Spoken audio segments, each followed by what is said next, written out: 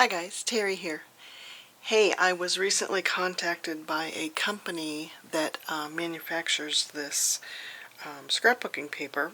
I'll have a link down below to their link on Amazon. They have a variety of papers. I chose this one here called Honey Flower. I thought this was so pretty.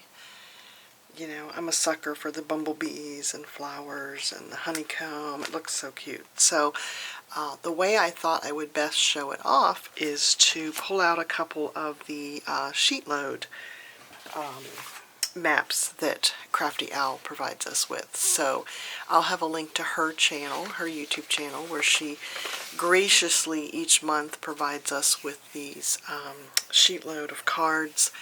And I pulled out two specifically that we've used this year. One was the March edition and one was the April. And these specifically used 6x6 pads. So usually we use these to make a batch of cards, but what's wonderful is she has the dimensions if you just want to make one card. So I thought I would make one in this style and one in this style, and I would use my new bumblebee pack here. So let me pull some coordinating paper and we will start cutting. Let me show you, I mean the cover of the paper packs always look gorgeous, right? Because everything coordinates, but let me just flip through these papers and show them to you. It's single-sided paper, which I like because I always hate to lose the other side of the paper. But it's got this floral print. It's not glossy, which I appreciate, and it's smooth. So it's got flowers, some daisies, beautiful daisies with some kind of purple flower and little butterflies. Here's some yellow, more neutral. Here's lemon with bees. How beautiful is that? Just gorgeous paper. Here's a beautiful black and white. Look at that handsome bumblebee. Love that. And some regular bumblebees on black. And the honeycomb. I almost wish there was more of this. Because you could use that on all the bee patterns you use. Look at that one. How fun is that? Very pretty paper. And that's a nice neutral. And more beautiful flowers and bumblebees with blue flowers. And then a gray. So I think there's a good mixture of the neutral colors and the little bit busier flower prints. But like I said, they have, I think it was $7.99, and there's 24 sheets in the pack, and they had so many different packs to pick from. So let me pull my coordinating papers, and we'll be ready to cut and make a couple cards. Okay, I took a stab at coordinating them, but I mean they all go together, so I think all of that would work. And then I think what I'm going to do is I'm going to use black for the layered piece of cardstock that these shapes go on, and then I think I'm going to use white card bases. White card bases are so convenient because you can write inside them. If you use a darker color, then you're going to have to put a white mat inside where you're going to write your message.